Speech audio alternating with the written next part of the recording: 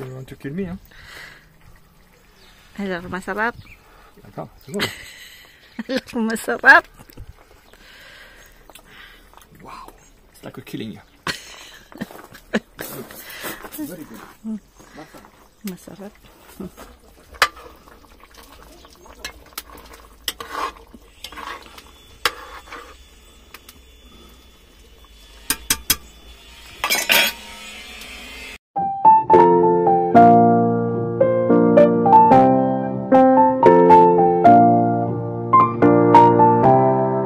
Magandang umaga po sa lahat. Yan, back to dito po tayo sa kitchen kasi umuulan. Puti na lang po kahapon. Pinilit kong itanim po lahat ng mga strawberries no po.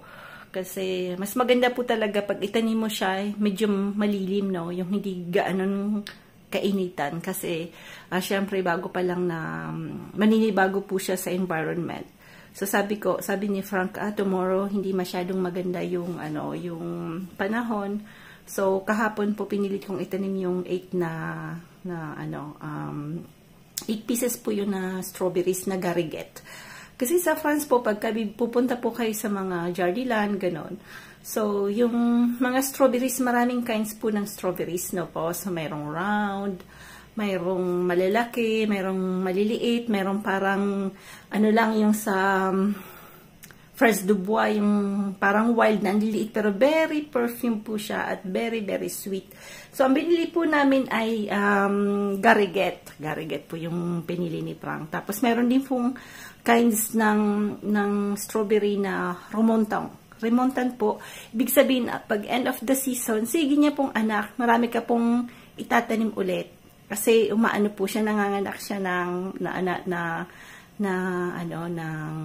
parang magkakaroon siya ng mga sanga-sanga-sanga. Tapos yun po, pwede nyo pong guntingin. Tapos pwede pong itanim po yun ulit. Para next year, mas marami po kayong fresh, di ba? Marami po kayong strawberries. Yung strawberries po kasi sa French is fraise. So nagkamali nga kami kasi hindi ko masyado siyang tinignan nung bumili. Kinuha niya po lahat ay gariguette na po kasi alam mo naman, mas mahilig siya sa gariguette. So kapon tinanim ko po yun tsaka yung blueberry. So tingnan natin kasi dito sobrang init pagka summer. So this year naman po sila Ma'am and Dad ang pupunta dito this vacation, di po kami pupunta ng north or pero hindi pa rin namin sure kasi syempre sa health pa rin po nila kasi si Dad po is 87 na, is going to 88 and marami na rin po siyang health issues and everything. So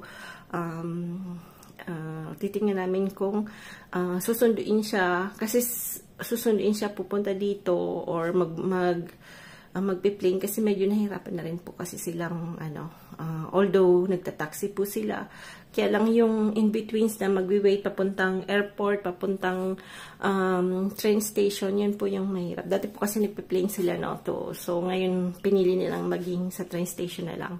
Then after pupunta kami ng Bumpuli para i-fetch sila doon.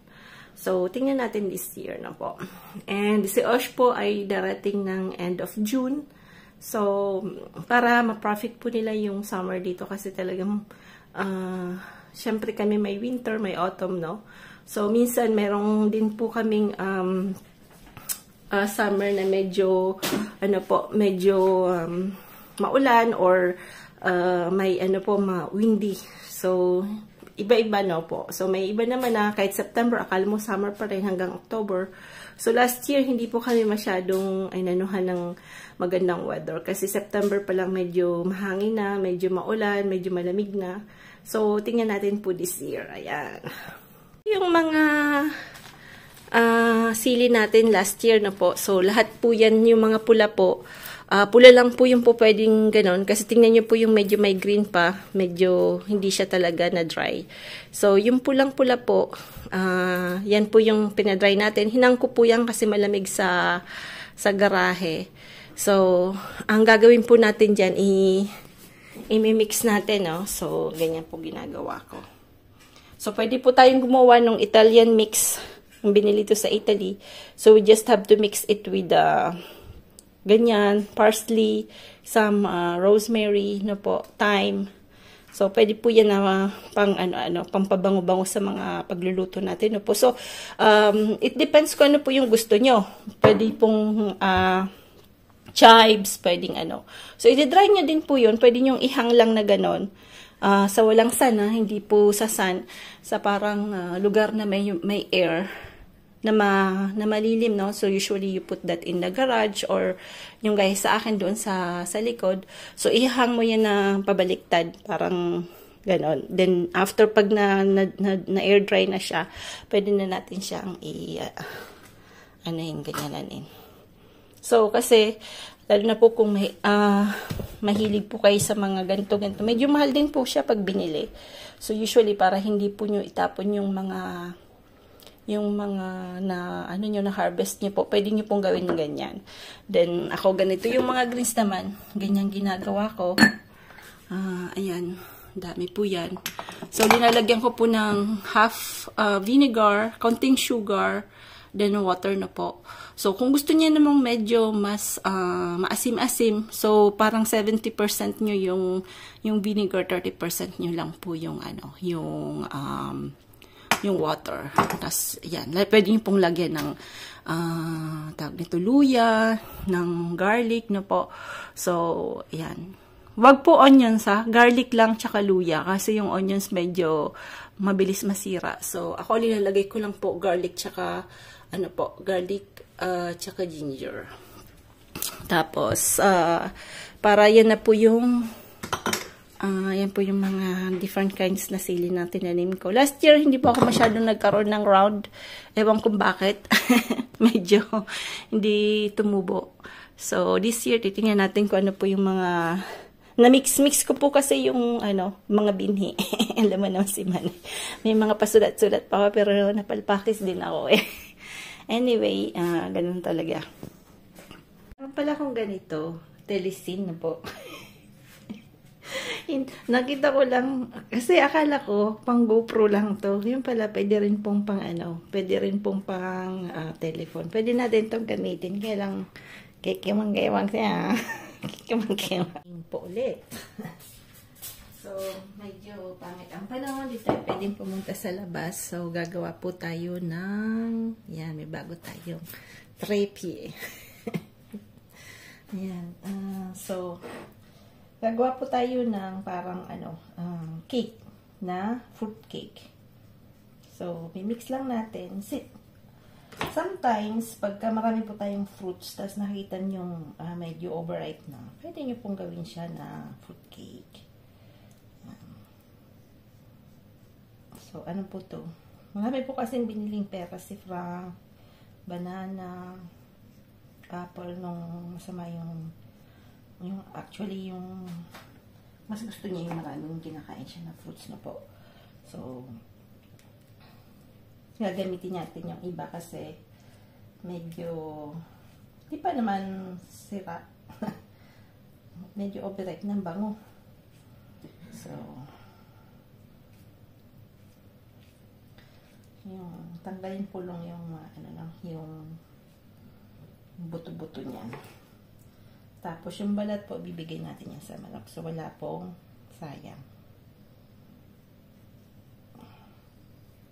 Kasi yung manok natin ay 3 na ulit ang itlog araw-araw. So, masaya ulit tayo. Dahil po sila, nag-rally ng konti. Aba, for 1 month, minsan isa lang, 2. So, ngayon, medyo okay na. Stop na sila sa pagrarally na po. So, kailangan natin ng any kind of fruit, banana, peaches, mangga, sa Pinas siguro, mango. So, pwede nyo po siyang, paghalo-haloin na po. So, we need sugar. Kung lalagyan ko po ng yogurt, kailangan natin ng pampaalsa. Tapos, kailangan din natin ng mga chocolate. Tapos, meron din po akong ginagamit na parang, ang tawag dito is pearl. Like a pearl, sugar pearl na po. So, mamaya. Hindi ko pwedeng pakita yung box kasi baka ano po tayo, ma-copyright. Then after, we will use, instead of butter, oil na po. So, oil yung gagamitin natin. So, any kind of, dapat po is vegetal oil. Vegetal oil po tayo. Tapos, 2 eggs po. 2 eggs ang gagamitin natin. Dalawang malaking itlog na po. So, lalagyan din natin ng Quaker oats. Ayan. Para hindi masyadong maganda po kasi yung Quaker oats sa ano natin, sa katawan. So, yung fruits, pwede pong lagyan nyo ng konting tawag nito, harina na po, tsaka sugar. Konting-konti lang.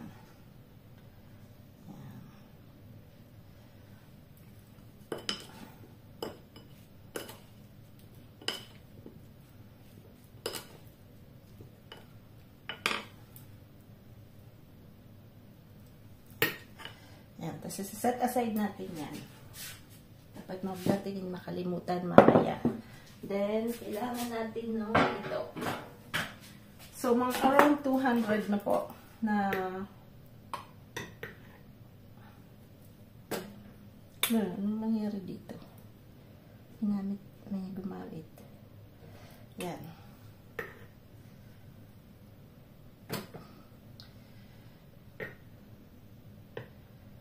So, around 200 grams na po na harina. So, ako po lagi yung eggs, nabasagin natin yan. Ayan. Yung gusto pa lang gumamit ng eggshell na po, hugasan nyo muna po yan bago nyo i-keep for the, ano po, mas maganda para wala pong mga insekto. Hugasan nyo po yan. Tapos papainitan nyo po. Tapos yung peel ng banana, tsaka yung marde cafe, so yung ganito po. Hindi ko alam paano yung English. Alam mo naman tayo may sa English. Yan po yung, kami kasi dito yung ginagamit namin yung coffee ganyan, no? Yung ground coffee na, ano, may coffee maker kami. Yan po yung ihahalo natin sa, ano po, no? Sa egg, sa banana. Yan po. Maganda po yan sa mga roses kasi siyang rich in potassium. Maganda po siyang fertilizer. So, yan na yung harina natin. Lalagay natin yan dito.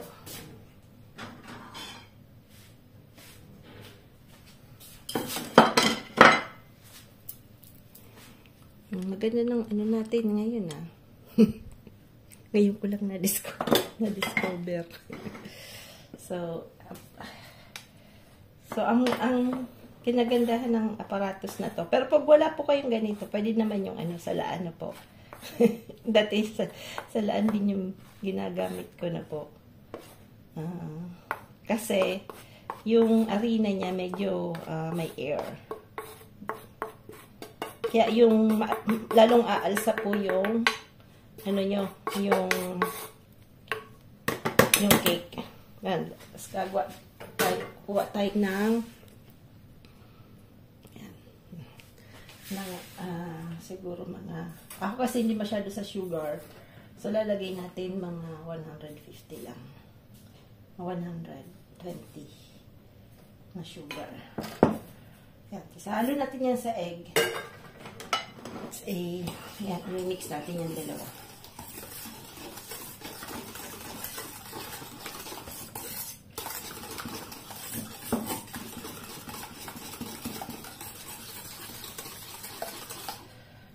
Habang minimix niya po yan, ito pa, yung pampaalsa, lagay niyo na dito sa,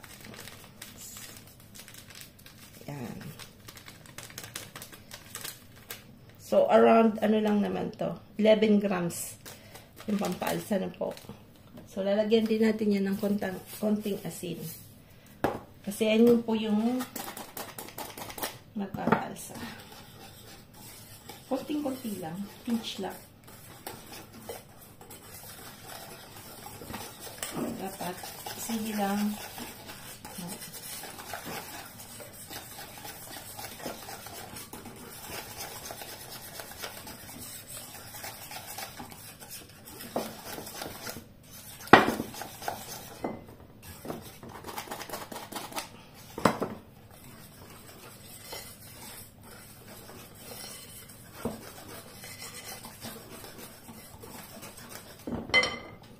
ilalagay na natin tong yogurt.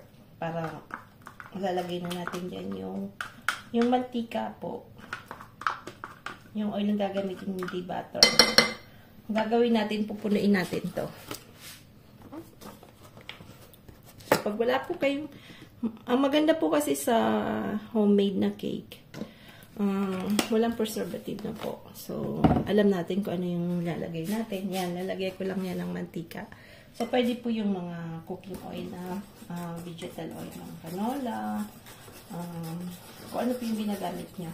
Huwag lang po olive oil. No? Kasi yung olive oil is more on pag nagpe-prepare ka ng mga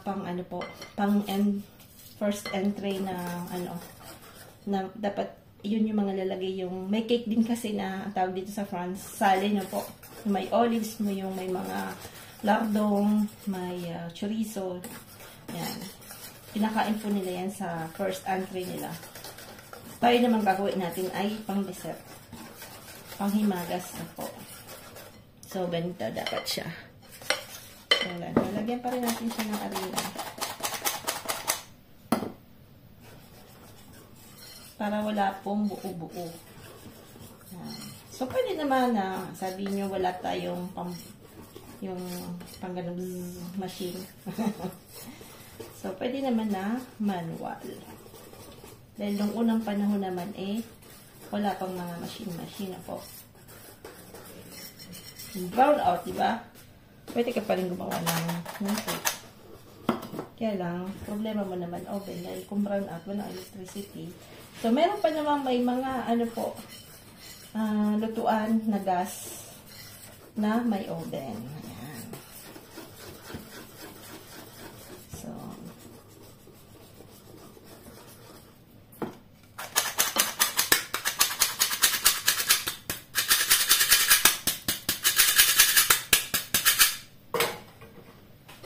yung mga nandito sa France, nabili ko po ito sa, it's either sa section ng mga kitchen na po. Meron pong nabibili niya sa mga malalaking hypermarket.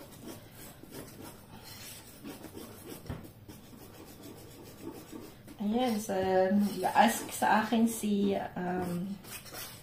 na taga-shuttle, si Rose na po. Isa rin nating nanonood lang niya. Ayan, shoutout po. Tinatanong niya po yung garden daw maganda. Ayun, ang mga ginagamit ko po ay household lang, no? Household na mga sa garden mo. Yun nga, paulit-ulit ako, ginagamit ko po yung baking soda, salt, rock salt. Kaya pagka bumibili ako, ang dami-daming rock salt, mga vinegar. So, marami po akong salt na ganito.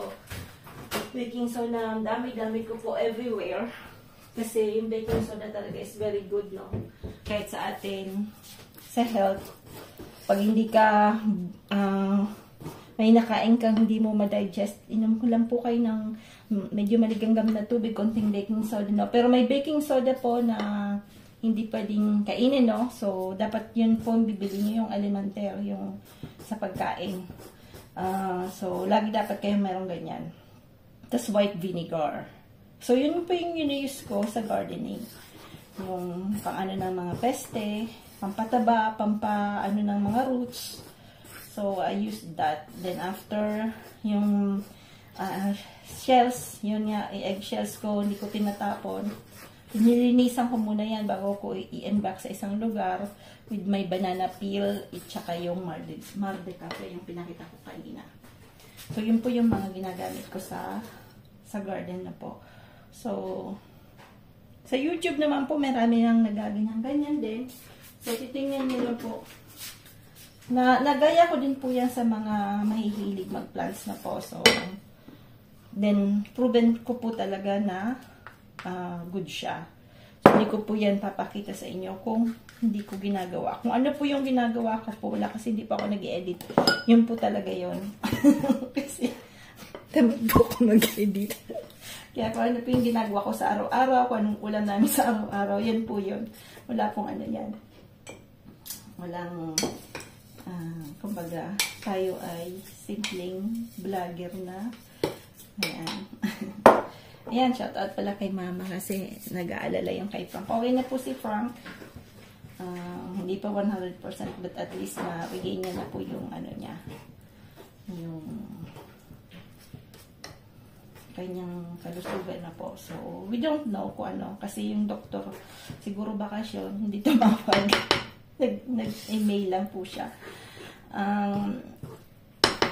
Sabi lang po kasi, masyadong nakakapag-alarm pagka yung enzymes na nasa liver is more than 200 to 300 na po. Kasi dapat 40 lang yon. So, siya naman ay 120, kasi bumaba ng 90. So, hindi naman ganun kataas. So, meron lang siyang phenylkite na bacteria. So, kaya hindi siguro na-alarm yung doktor niya na po. So, meron talaga.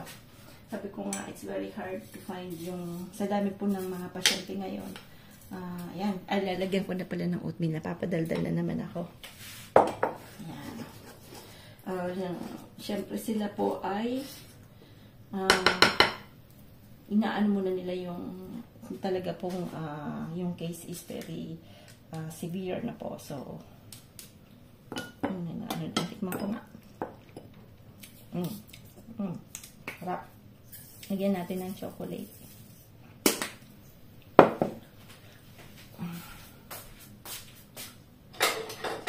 So, yan po lang yung mga inilagay natin. So, set aside natin yan. I-cook natin siya. Tapos, i-prepare natin ito. So, ito po, lalagyan natin ng konting butter.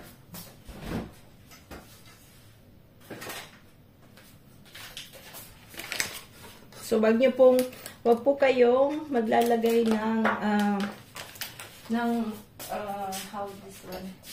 ng preparation na ito ay hindi nyo binabatera na po. Dapat yan ay may butter. Kasi kung hindi, magduduro po.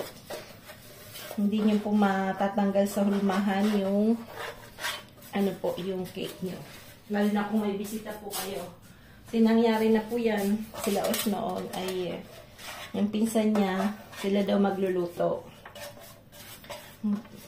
Pagkahirap-hirap yung ginawa nilang cake, nakalimutan nila tong gawin. So, siya nagdurukot po yun. Ang sarap ng cake, kaya lang nagdurukot siya. So, it's okay. You can eat. But the only problem is, mahirap siya tanggalin. So, pero kung meron po kayong parang paper na ginagamit dyan, okay lang na huwag niyong lagyan. Pero kung wala, kasi hindi nagagamit ng ganun. Dahil natatakot ako masunog or you know, na ano na ako, nasanay na ako sa ganito na po. So, lalagyan nyo lang yan ng konting harina. Dapat mapahid nyo yun in every corner na po. Tapos, lalagyan nyo lang yan ng konting harina. Tapos, kaya ang ganun nyo yan.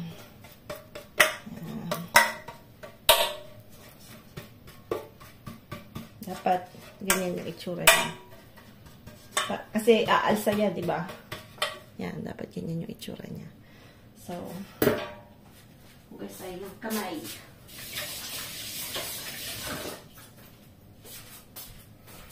Para maiba naman tayo, kung huwag naman tayo. Ngayon po, hindi ako makakapag-garden dahil nga umuulan. Baka naman magkasakit tayo. So, ayan, nilagay na natin yung fruits inside. Ayan, lalagay na natin dito. So, ano yun pala natin yung, wait. Ayan, lalagay na natin yung ating preparation.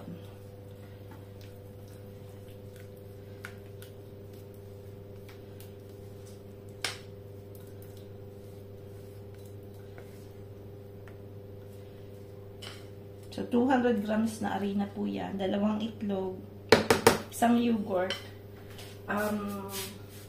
isang hulmahan ng yogurt na ginamit nyo, lagyan nyo ng cooking oil. Tapos, nilagyan ko ng Quaker Oats, tapos ng fruits na po. Yan. So, ito na siya. So, ibibake natin siya ng, tingnan natin kung kaya ng 20 minutes.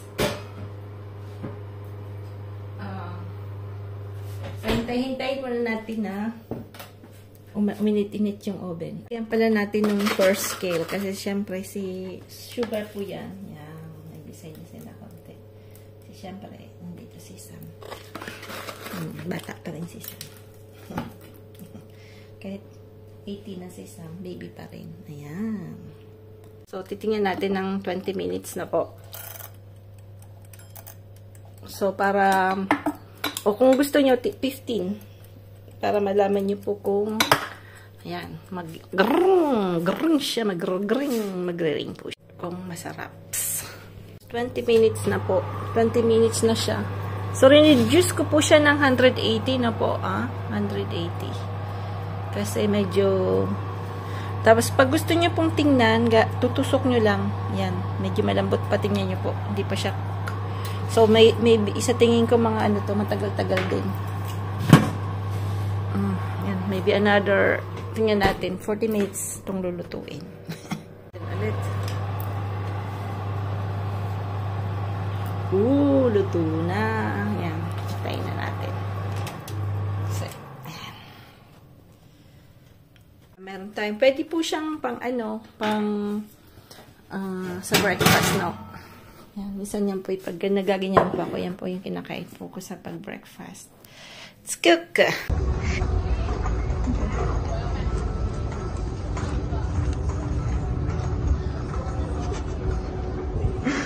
Eat it! Why you stop to chewing it?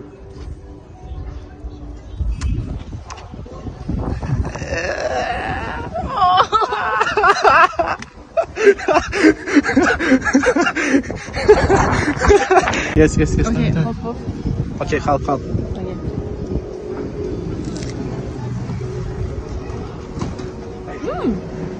It's good. Oh, really? Yeah.